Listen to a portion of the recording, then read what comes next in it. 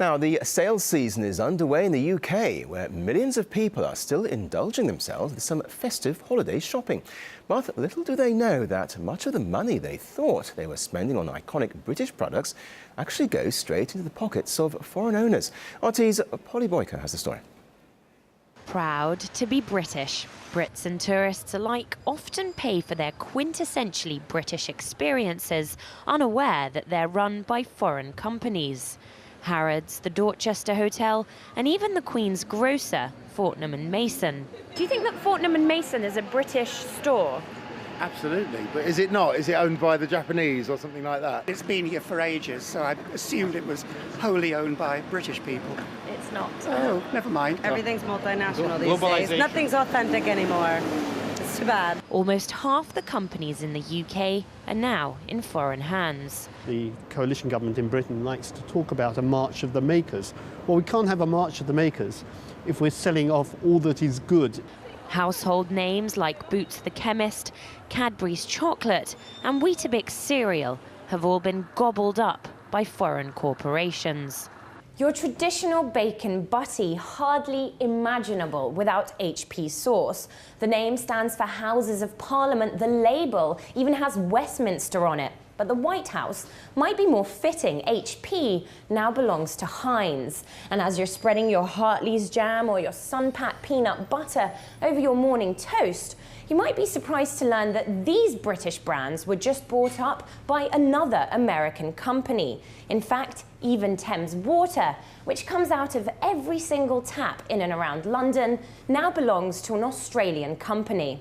Advocates of foreign takeovers say they inject much-needed cash into the British economy. Recently, we've heard Premier Foods not only selling off Branston pickle, selling off Hartley's jam, Sun-Pat peanut butter, and also closing down some of their Hovis manufacturing.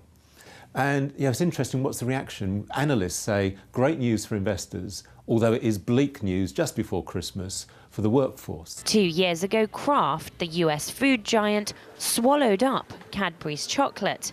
It was a hostile takeover.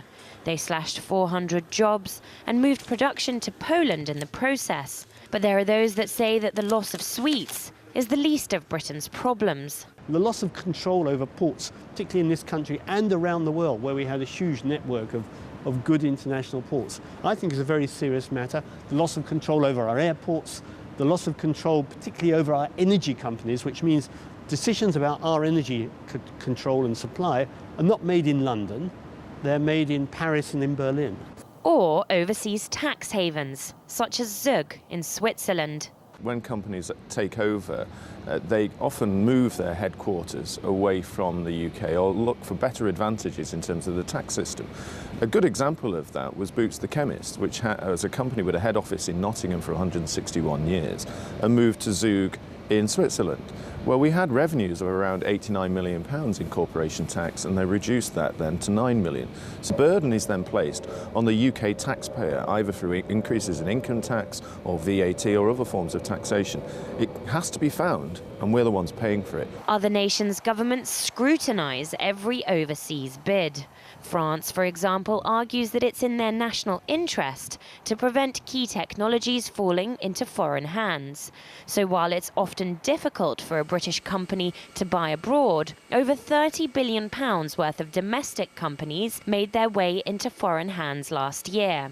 Last month, Westminster said that it wouldn't change any laws, but would take a greater interest in foreign acquisitions. The only thing is, by the time they get around to it, there might be nothing left to sell. Polly Boyko, RT, London.